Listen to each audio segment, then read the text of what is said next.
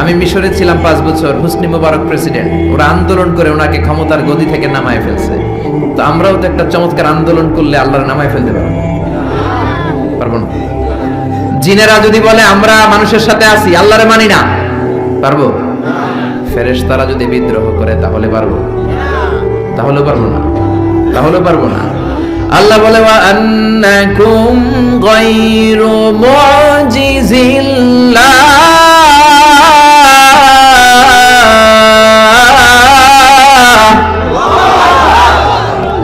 আন্নাকুম গায়রু মুজিজিল্লাহ, সব জিনেরা সব ফেরেশতারা সবাই মিলে যদি বিদ্রোহ করে আমার ক্ষমতার এক আনাও তোরা কমাতে পারবি না।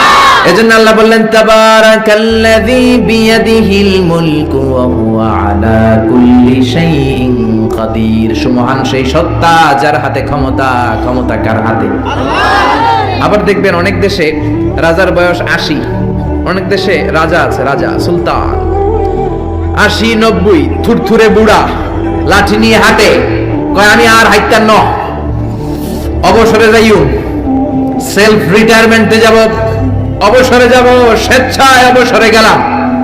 এরকম নজির আছে না নাই? বয়সের ভারে নুজ্জ হয়ে অবসরে চলে যায়। আল্লাহর তো অনেক বয়স হয়ে গেছে, এবার একটু অবসরে যাওয়া দরকার। আল্লাহ বৃদ্ধ হয়ে গেছে? আল্লাহর কোনো ক্লান্তি লাগে? আমার আল্লাহর ঘুম হয়? আমার আল্লাহর কোনো ভয় আছে? তার কোনো লয় আছে? আল্লাহর কোনো ক্ষয় আছে? আল্লাহ বললেন আমি অক্ষয়, অব্যয়, সদা জাগ্রত, সদা সজাগ। লা তাখুযুহু সিনাতু ওয়ালা নাওম, আমার ঘুম নাই, তন্দ্রা নাই। ওয়ালা ইয়াউদুহু হিফযুহুমা ওয়া হুয়াল আলিয়্যুল আযীম। মহাবিশ্ব চালাতে যে ক্ষণিকের জন্য আমি আল্লাহর ক্লান্তি অনুভব হয় না, তিনি কে? আল্লাহ। সে আল্লাহ বললেন তাবারাকাল্লাযী বিয়াদিহিল মুলকু ওয়া হুয়া আলা কুল্লি শাইইন কাদির। সুবহান সেই সত্তা যার হাতে ক্ষমতা, ক্ষমতা কার হাতে? নাকি আপনাদের হাতে, নাকি প্রধানমন্ত্রীর হাতে, নাকি প্রেসিডেন্টের হাতে?